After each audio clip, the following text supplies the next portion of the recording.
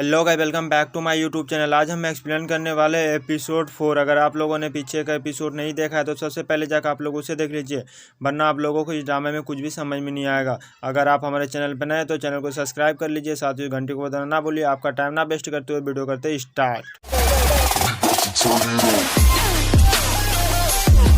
जैसे कि आप लोगों ने एपिसोड के 3 के लास्ट में देखा था कि जियान उसके बारे में सोच रहा होता है। चलो इनसे आगे देखते हैं। तो हमें और एक दूसरा सीन दिखाया जाता है जहां पर कजिन बोल रही होती है कि अगर मैंने अपनी आंखों से नहीं देखा होता तो मुझे लगता कि तुम बस झांसे दे रहे हो। तो असी बोलने लगती है, मैंने बस इसे ऐसे ही खरीद लिया था, इस दुकान में बहुत सारे कस्टमर भी आते हैं। तो कजिन बोलने लगती है, क्या तुम्हें याद है कि वह आदमी जिसने तुम्हें पैसा दिया था, जो हमारा सारा सामान गिरा दिया था नीचे कुत्ते ने। असी बोलने लगती है, वह तो बहुत ही ज्यादा खूबसूरत है, मुझे उसके बारे में और बताओ ना। तो कजिन बोलने लगती है, वह अब तक के सबसे अजीब आदमी है। मैं अपनी इंटर्नशिप के लिए अस्पताल गया था और मेरे पहले काम में उन्होंने शामिल किया था। तो आशी बोलने लगती है, हमारे अस्पताल में एक मरीज भी है, लेकिन मुझे लगता है कि तुम दोनों की तरफ से बंधे हुए हो। क्या तुम्हें इसका मतलब जानती हो? इसका मतलब है आप दोनों एक दूसरे के लिए बने हो। तो कजिन बोलने लगती है, मुझे लगता है कि मेरी जिंदगी बर्बाद होने वाली है, मुझे बस टेंशन हो रही है, क्योंकि अगर मैं उनसे निपट नहीं पाया तो हमें जियान का सीन दिखाया जाता है जहाँ पर अपने दोस्त को ड्रिंक दे रहा था। तो उनका दोस्त बोलने लगता है, आप अचानक मेरे लिए बहुत अच्छा कैसे बन गए हैं, मुझे तो डर लग रहा है। तो जियान बोलने लगता है, लाओ मुझे वापस दे दो। और बोलने लगता है, जैन मुझे जो है ना तुमसे कुछ पूछना है। क्या तुमने पुराने चाचेरी बहन के लिए उस घर को किराए पे लिया था? जैन बोलने लगता है, हाँ। तो जियान पूछने लगता है, उसका नाम क्या है? जैन उसकी बातों पर कुछ भी नहीं बोलता है। तो जियान खामोश हो जाता है। तो उनका दोस्त पूछने लगता है, क्या बात है? तो जियान बोलने लगता है, भविष्य में लोगों का परिचय देते समय पहले उनका नाम पूछ लेना चाहिए। जैन के पास उसकी बहन की कॉल आती है, मतलब कजिन की। वह बोल रही होती है कि मेरे कमरे से बिजली चली गई है। तो हमें कजिन का सीन दिखाया जाता है जहाँ पर वह खुद ही बिजली ठीक कर रही होती है, लेकिन उनसे ठीक नहीं हो पाती है। तो वहाँ पर जैन आ जाता है। तो जैसे ही जैन आता है तो ये गले लगने लगता है और हंसने लगता है, बोलने लगता है, तुम्हारा पीठ इतना सेक्सी कब से हो गया? तो जैन के पीछे से बोलने लगता है, मैं यहाँ पर हूँ। तो कजिन बोलने लगती है, फिर यहाँ पर कौन है? तो जियान बोलने लगता है, मैं हूँ। तो कजिन का मुंह ही बंद नहीं हो रहा था जैसे ही उनको देखा। तो वहाँ पर जियान आ जाता है और बोलने लगता है कि मैंने बिजली ठीक कर दी है। और बोलने लगता है कि तुम दोनों एक दूसरे को इतना गुस्से से क्यों देख रहे हो? हम में से कोई भी अजनबी नहीं है, एक मेरी बहन है तो दूसरा मेरी बॉस है। तो जैन ये बोल करके वहाँ से चला जाता है। तो कजिन जियान से बोलने लगता है, आपसे बात करना मुश्किल है, लेकिन जिस अपार्टमेंट को आपने मुझे किराए पर दिया हुआ बहुत ही अच्छा है।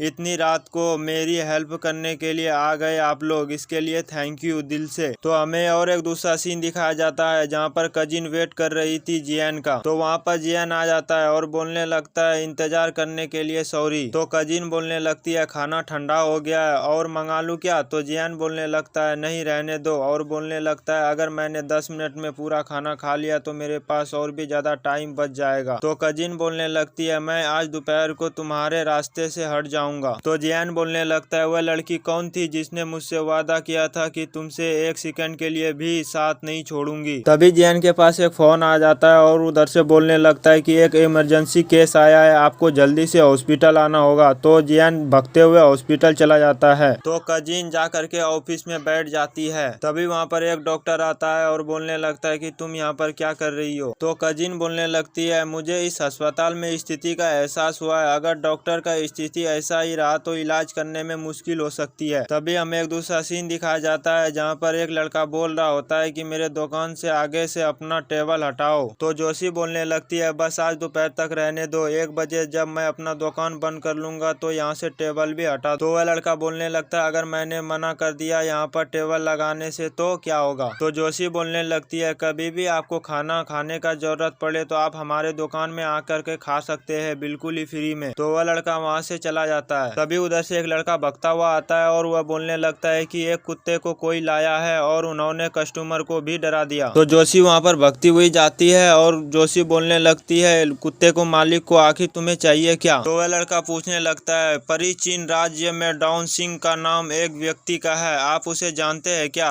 तो जोशी बोलने लगती है, मुझे क्या पता कौन है। तो हमें और एक दूसरा सीन दिखाया जाता है जहाँ पर जोशी और कजिन बैठी हुई थी। तो जोशी कजिन को बोलने बोलने लगती है, आज मुझे एक लड़का ने इस तरीके से बात किया है कि आज तक मेरे बाप ने भी वैसे बात नहीं किया है। पिछले कुछ सालों में खुद को साबित करने के लिए मैंने अपने परिवार की मदद भी नहीं ली और मैंने एक रेस्टोरेंट खोला है और वह लड़का चाहता है कि मैं उससे आगे से टेबल हटा दूं। तो कजिन बोलने लगती है, एक काम करो, तुम उनसे माफी मांग लो। तो जोशी बोलने लगती है, मुझे धमकाने के लिए एक जानने वाले की तरह काम करवाने की कोशिश कर रहे थे।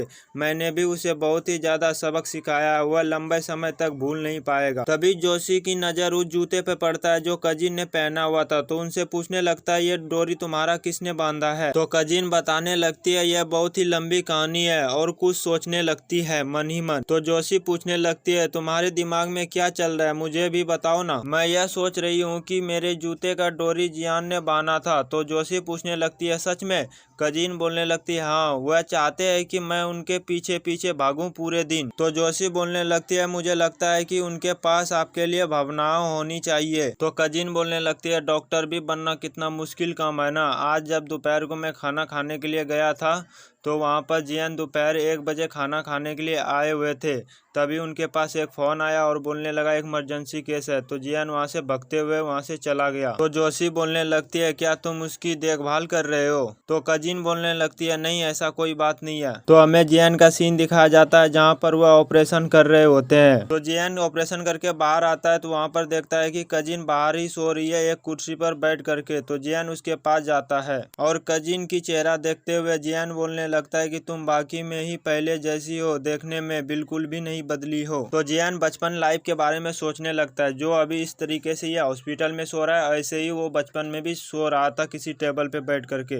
तो जियान उसके पास जाता है और उसके कंधे अपने कंधे पे रख देता है और ये दोनों वहीं पर भी सो जाता है। और हमारा एपिसोड यहाँ पर खत्म हो जाता है। आगे कभी एपिसोड देखने के लिए हमारे चैनल को सब्सक्राइब कीजिए, साथ ही घंटी को दबाना ना भूलिएगा। और एक बात, आप लोगों की जो है ना सपोर्ट की बहुत ही ज्यादा जरूरत है।